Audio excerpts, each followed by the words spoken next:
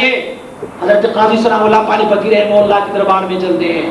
آپ مبارک فرماتے ہیں ایک بندہ جس کا قلب اللہ کے ذکر سے ذاکر ہوا، جب وہی بندہ 2 رکعت نماز پڑھے، اور غیر ذاکر جس کا قلب اللہ رب العزت کے ذکر سے ذاکر نہیں ہے، اگر وہ 1,00,000 رکعت نماز پڑھے تو ان کی 2 رکعت نماز کو ان کی 1,00,000 پہ فضیلت حاصل ہے. اور کوئی یہ بھی کہہ سکتا نہیں کہ کوئی دلیل بھی دو نا. ایسے ایک بندے نے کہا اور تم نے پیش کر دی. حضور صلی اللہ علیہ وسلم فرماتے ہیں میری امتیوں اگر تم احد کے پہاڑ جتنا سونا اللہ کے راستے میں خرچ کر دو، ٹھیک ہے، اور میرا ایک صحابی وہ 1 مٹھ جو اللہ کی دربار میں خرچ کر دے، فی سبیل اللہ خرچ کر دے، حضور فرماتے ہیں میری صحابی کی اس 1 مٹھ جو کو تمہارے احد کے پہاڑ جتنے سونے سے فضیلت حاصل ہے. کیوں حاصل ہے؟ کہ ان لوگوں نے صحبت رسول اختیار کی تھی. اللہ نے اس کو وہ وصل و قرب عطا کیا ہوا تھا. عمل تھوڑا سا ہے، 1 مٹھ جو اللہ کے راستے میں دے رہا ہوتا ہے، لیکن فضیلت اسے کیا مل رہا ہے؟ تمہارے احد کے پہاڑ جتنا سونا بھی خرچ کرو نا تو اس سے زیادہ ان کو فضیلت مل رہا ہوتا ہے. اور ہم یہ سوچتے ہوتے ہیں نا کہ پرانے زمانے میں یہ کام ہوتے گئے جناب، کوئی بایزید بن گیا اور کوئی فرید بن گیا اور کوئی سلیمان تونسوی بن گیا اور کوئی کیا بنا اور کوئی داتا بن گیا. اس زمانے میں یار وہ تو ممکن نہیں ہے. لیکن نہیں، اس زمانے میں بھی وہی چیز موجود ہے. حضرت سیدی و مرشدی و مولائے حضرت اخوندزادہ فقیر سیف الرحمن امام خراسانی رحمہ اللہ، آپ مبارک کی نسبت اور آپ کی کمالات کے تحت آنے والا جو بھی بندہ آیا اسے ایسے نوازا کہ اسے بھی اللہ کا ولی بنا دیا. کوئی اعتراض کر سکتا ہے کہ تم نے اتنی بڑی بات کہہ دی کہ جب کوئی نگاہ میں آیا تو وہ اس کو بھی اللہ کا ولی بن گیا. سیدنا شیخ عبد القادر جیلانی رحمۃ اللہ تعالی کی بارگاہ میں کوئی چور حاضر ہوئے تھے تو مسجد کے کونے میں بیٹھے ہوئے تھے، تو اللہ کے اس ولی نے ایک آواز لگا دی کہ یہ بھی قطب بن گیا ہے، اور اسے بھی اللہ نے قطبیت کا مرتبہ دیا. کیوں؟ کہ گفتگو اللہ ہوا گرچہ سنقو میں عبداللہ ہوا، اللہ رب العزت کے دوستوں کی زبان سے نکلا ہوا لفظ اگرچہ اللہ کی بندی کی زبان سے نکلی ہوئی ہے پر حقیقت میں وہ اللہ ہی کا لفظ ہوتا ہے. اور یہ بھی دلیل بھی دینے کو میں تیار ہوں.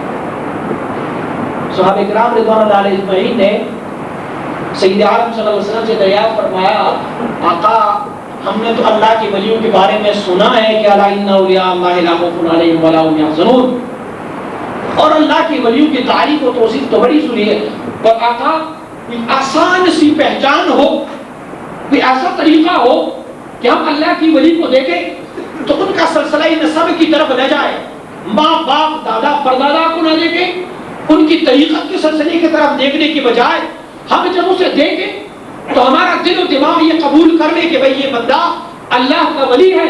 آقا نے فرمایا نشانی بتاؤ. ہاں یا رسول اللہ. فرمایا کہ اللہ کی ولی وہ ہے خیارکم اذا ذکر اللہ، آپ میں سے اللہ کا ولی وہ ہے جس کو دیکھا جائے تو اس بندے کو اپنا رب یاد آ جائے گا. قسم سے کہہ دو کہ سلسلہ عالیہ نقشبندیہ کا ایک خلیفہ، ایک سالک اگر تمہارے سامنے سے گزر رہا ہے تو تمہاری منہ سے کیا لفظ نکلتی ہے؟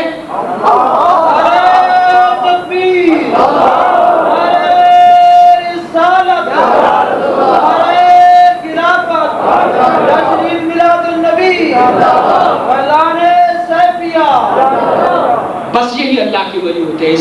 ذکر اللہ، جب اسے دیکھا جاتا ہے تو پھر آپ کو اپنا رب یاد آ جاتا ہے. یہی علامت ہوتی ہے. اور میں اکثر و بیشتر جہاں کہیں بھی محفل میں جاتا ہوں میں لوگوں کو دکھاتا ہوں، میں اسے کہتا ہوں یہ تمہارے چچیرے، یہ تمہارے ممیرے، یہ جو تمہارے پڑوس میں رہنے والے لوگ، جو تمہارے کزن ہے، تائے ہیں، تمہارے برادر ہے، تمہارے دوست ہے، جن کو تم سالوں سال سے جانتے ہوتے تھے، جو تمہارے ساتھ ایک ہی چارپائی پہ بیٹھ کے کیرم کھیلتے ہوتے تھے، جو تاش کے پتوں سے کھیلتے ہوتے تھے، جس کی چہرے پہ داڑیاں نہیں سجی تھی، جس کے سروں پہ سنت رسول نہیں تھا، ان لوگوں کو آپ تو جانتے ہوتے تھے نا. ہمارے ساتھ تو بعد میں ملے ہیں، تم تو ان کو پہلے سے جانتے ہوتے تھے. پھر ان لوگوں میں اچانک یہ تبدیلی کیسی آئی؟ کیسے ان لوگوں کی یہ نظریات بدل گئے؟ کیسے یہ اللہ کے پیارے بندے بن گئے؟ ان سب کی نسبت اللہ کی ایک دوست سے لگی ہے. بس اللہ کے دوست کے ساتھ نسبت رکھنے والے، اللہ رب العزت کے دوست کے ساتھ بیٹھنے والے وہ بھی کبھی بدبخت نہیں ہوتے. مشائخ فرماتے ہیں اللہ کے دوستوں کی مثال ایسی ہے جیسے عطر بیچنے والے کے دکاندار کے پاس چلے جاؤ. فرماتے ہیں جب دکاندار کے پاس جاتے ہو, عطر فروش کے پاس جاتے ہو, اس سے پوچھتے ہو نا بھائی کوئی نیا عطر آیا ہے, وہ تجھے کوئی نیا عطر دکھائے گا, کوئی سیمپل تجھے چیک کرائے گا, تجھے کہے گا اپنی آستین بڑھا دے, نئی عطر میرے پاس آئی ہے, یہ پرفیوم ہے, اس سے لگا کے چیک کر دو. اور اگر دکاندار بہت زیادہ بخیل بھی ہو نا, وہ کہے کہ عطر بڑا قیمتی ہے اور نہیں دینا چاہتا, تو پھر بھی مشائخ فرماتے کم از کم تو عطر بیچنے والے کی دکان میں چلے جاؤ گے, عطر والی دکان میں چلے جاؤ گے, تو کم از کم تجھے خوشبو تو خود بخود ملتی جائے گی نا, ملتی تو جائے گی نا, تجھے وہ چیک نہ بھی کرائے. فرماتے ہیں کہ ایسے ہی اللہ رب العزت کے دوستوں کی مثال ہے, جب تم ان کی صحبت میں چلے جاتے ہو وہ تجھے فیض نہ بھی دے لیکن اس پہ انوار و تجلیات کا جو ورود ہوتا ہے ان کی چینٹیں تجھے بھی نصیب ہو سکتی ہیں. حضرت سیدنا جنید بغدادی رحمہ اللہ کی خدمت میں ایک بندہ حاضر ہوا, ان کا ایک مرید سامنے بیٹھے اسے پنکھا دے رہا تھا, گرمی کا موسم تھا, اسے پنکھا جھیل رہا تھا. تو پوچھا حضرت یہ اللہ کی ولیوں کے ساتھ نسبت رکھنا, ان کی صحبت میں بیٹھنے کا فوائد کیا ہے, فائدہ کیا ہے, اللہ کی ولیوں کے ساتھ بیٹھنے کا فائدہ کیا ہے؟ حضرت نے فرمایا اس بندے کو دیکھ رہے ہیں جو مجھے پنکھا دے رہا ہے؟ کہنے لگا ہاں گرمی ہے نا, مجھے ہوا دے رہا ہے, پنکھا دے رہا ہے. کہا کہہ رہے یہ بندہ تمہارے لیے کھڑا ہے یا میرے لیے کھڑا ہے؟ عرض کرنے لگے حضور یہ آپ کے لیے کھڑا ہے, آپ کے لیے یہ پنکھا لگا رہا ہوتا ہے. فرمانے کہ اس کی ہوا کچھ نہ کچھ تجھے بھی لگ رہی ہے کہ نہیں لگ رہی؟ کہنے لگے ہاں حضور مجھے بھی تھوڑی سی ہوا تو لگ رہی ہے. فرمانے لگے اللہ کے ولیوں کی صحبت میں بیٹھنے کا فائدہ یہ بھی ہے کہ جب ان کے ساتھ بیٹھتا ہو ان کے خادم انہیں پنکھا جھیل رہا ہوتا ہے, اس پنکھے کی ہوا تجھے بھی مل رہی ہوتی ہے. لیکن میں دوسرا مثال دینا چاہوں, یہی اللہ کا بندہ ہے, اللہ کے انوار و تجلیات رحمتوں کا نزول اس بندے پہ ہو رہا ہوتا ہے, لیکن ساتھ بیٹھنے والوں پہ بھی چینٹیں تو بڑھ ہی جاتی ہے, اسے بھی چینٹیں مل ہی جاتی ہے. اور خوش قسمت ہے وہ لوگ جن کو یہ چینٹیں مل ہی جائیں, نصیب ہی ہو جائے. الحمدللہ میں اکثر بیشتر یہ بھی کرتا ہوں کہ شمع جدھر بھی ہو پروانے جا کے اپنے آپ کو وہاں پہ نچھاور کر دیتے ہیں, جلا ڈال دیتے ہیں. پتنگوں کے لیے فخر ہوتا ہے کہ وہ شمع پہ اپنے آپ کو جلا ڈال دیتا ہے, لیکن وارے کیا بات ہوتی ہے کہ جب پروانوں کی محفل سجی ہو اور شمع خود چل کے ان کے پاس آ جائے, پھر بھی اگر پروانے اپنے آپ کو نہ جلا ڈالے تو یہ پروانوں کی بدقسمتی ہوتی ہے. الحمدللہ آپ کے علاقے میں حضرت سید مبارک علیہ الرحمہ آپ مبارک کی نسبت کا کمال یہ ہے کہ ان کے پاس جو بھی آیا فیضیاب ہوا اپنے علاقے میں واپس بھیجا.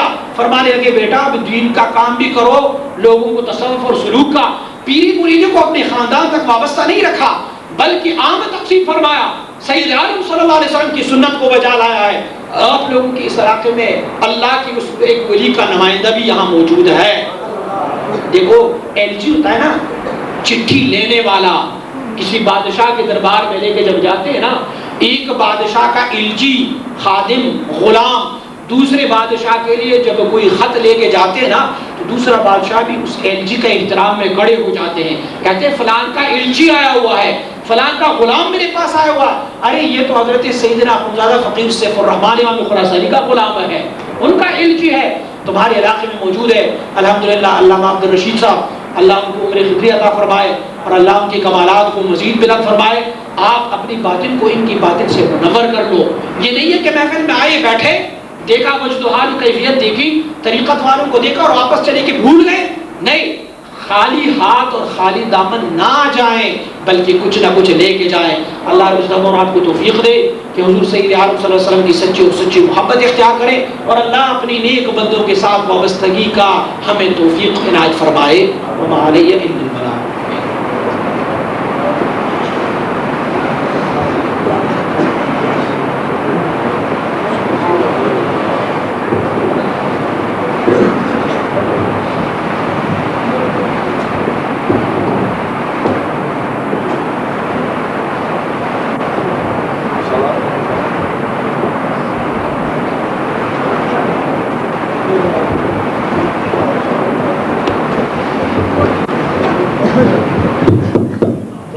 کھڑے ہو کریں, حضور پاک علیہ السلام ہدیہ درود سلام پڑھ سو.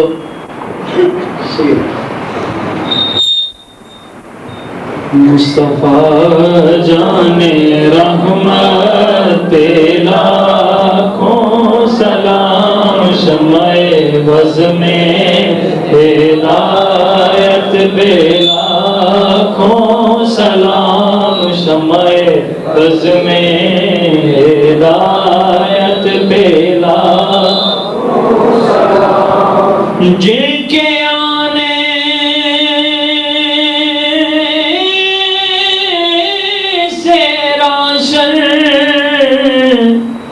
جہاں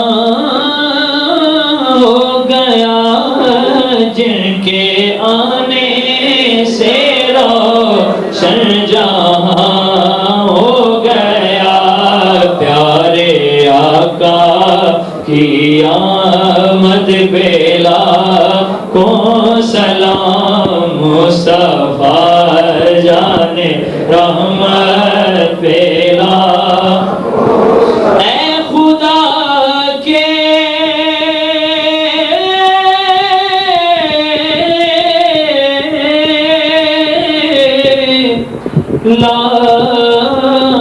لاڈلے